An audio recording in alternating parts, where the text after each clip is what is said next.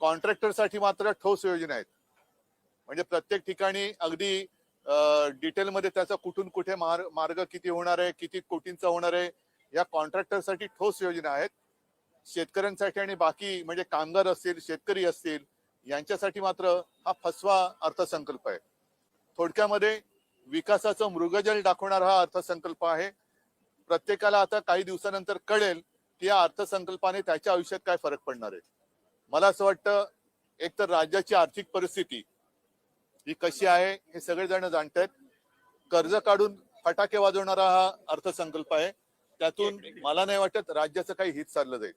आणि शेतकऱ्याचं जर भलं खरंच करायचं असेल तर पात्र अपात्र ही जी काही त्यांनी शाब्दिक खेळ केलेला आहे तो तसा न करता, ज्याप्रमाणे आम्ही कालबद्ध पद्धतीने शेतकऱ्याला 2 लाखापर्यंत कर्जमुक्त केलं होतं, तसं त्यांनी किती तारखेपासून 30 सप्टेंबर म्हटलंय, पण पहिली म्हणजे आमचं सरकार येण्याच्या आधी जी योजना यांनी जाहीर केली होती छत्रपती शिवाजी महाराजांच्या नावाने, ती अजून सुरू आहे.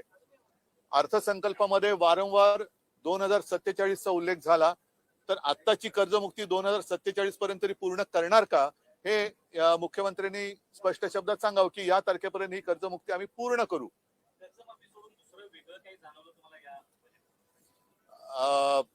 जरा थापांची लेवल वाढले, थापाचे उन्नत महामार्ग झालेले थापांचे.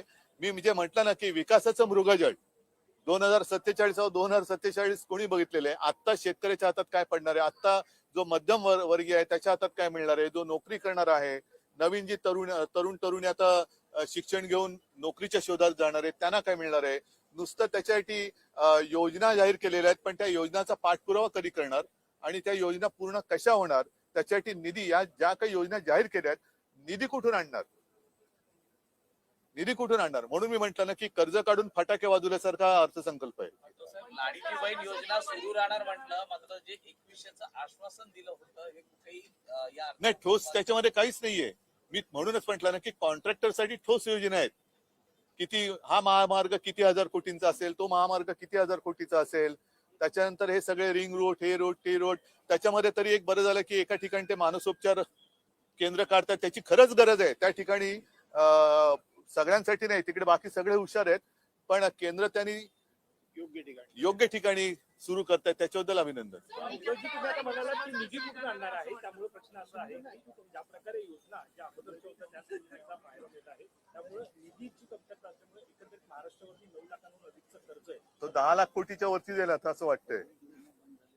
आणि 7.5 लाख होतं, आता ते 9 लाख झाले. 1.5 लाख एकाच वर्षात कसे वाढले?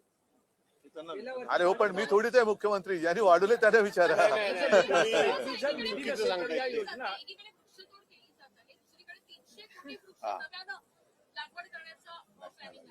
हा पण अत्यंत महत्वाचा विषय आहे की एक तर वृक्ष का तोडताय, त्याच्यानंतर 300 कोटी म्हणजे तिनावर किती पूज्य हे, आणि ह्या 300 कोटी वृक्षांना कधी जमीन कुठे आहे ते पहिले दाखवा.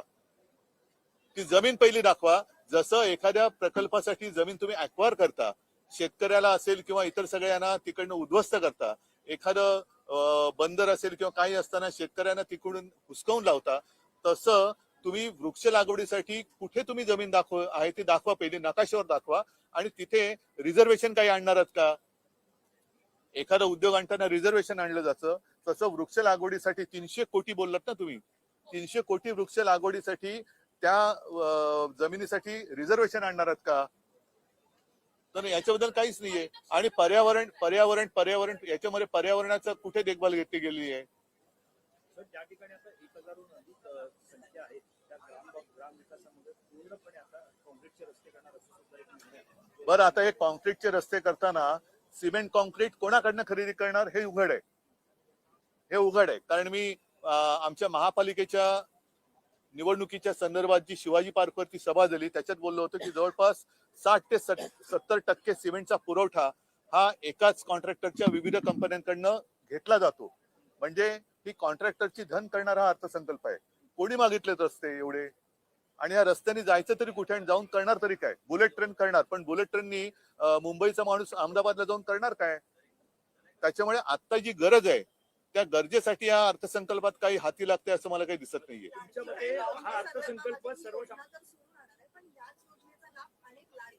देखील घेतलेला आहे. त्यामुळे या सरकारची आणि नाही बघा, आता हा थोडा विषय वेगळा आहे. आता आपण अर्थसंकल्पावरती बोलताना मला असं वाटतं कर्ज असताना आता ही जी नवीन निधी घेतली मग- जाणार आहे आणि वेगवेगळ्या नाही, हा निधी आणणार कुठून, म्हणून मी परत परत सांगतोय की कर्ज काढून दिवाळी साजरी करण्यासारखा हा अर्थसंकल्प आहे. शेवटी हे कर्ज हे 2047 साल दाखवूया तोपर्यंत यांचं सरकार टिकणार नाहीये, भाजपा टिकणार नाहीये. मग 2047 पर्यंत जे काही कर्जाचा डोंगर राज्यावरती लादणार आहेत ते कर्ज फेडणार कोण, कसं फेडणार?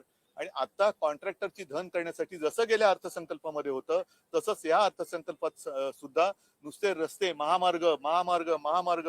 पण आता जे शिकले सवरलेले तरुण आहेत, तरुणी आहेत, त्यांना नोकरीसाठी काय तुम्ही उद्योग आणताय? AI म्हणजे काय, नेमकं कशात त्याच्यात नोकऱ्या मिळणार आहेत, ह्या कुठेही त्याच्यात सविस्तर उल्लेखच नाहीये.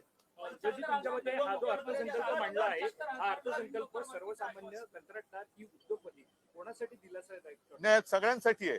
आणि कर्जमाफीचं सुद्धा मी शेतकऱ्यांना सांगेन की हे लबाडा घरचं अवतरण आहे. अजूनही त्यांनी 2017 का काही साली जी केली होती छत्रपती शिवाजी महाराजांच्या नावाने कर्जमुक्ती, ती चालू आहे. ती योजना अजून चालू आहे. म्हणजे ती कधी ती पूर्ण करणार? आम्ही सुरू केली आणि कालबद्ध पद्धतीने पूर्ण पण केली.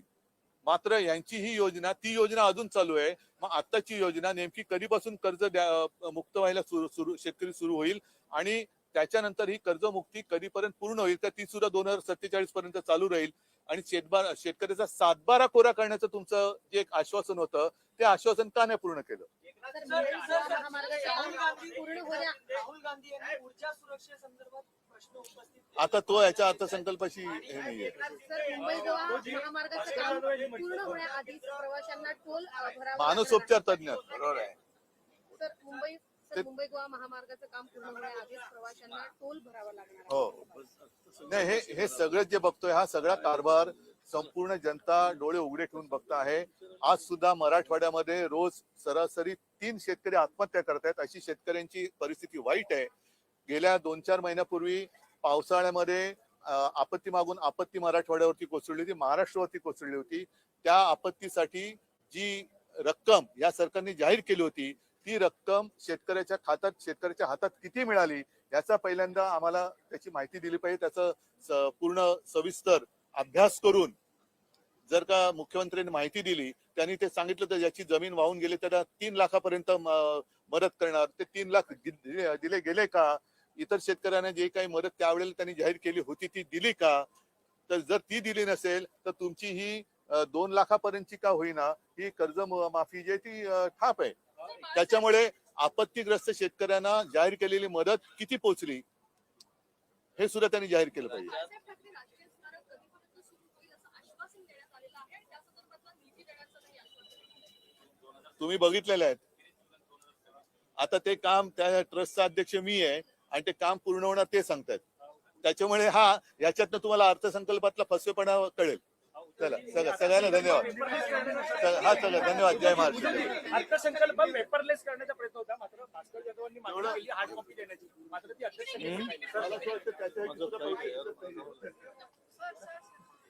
अरे बाबा, फ्लाईट आहे माझं.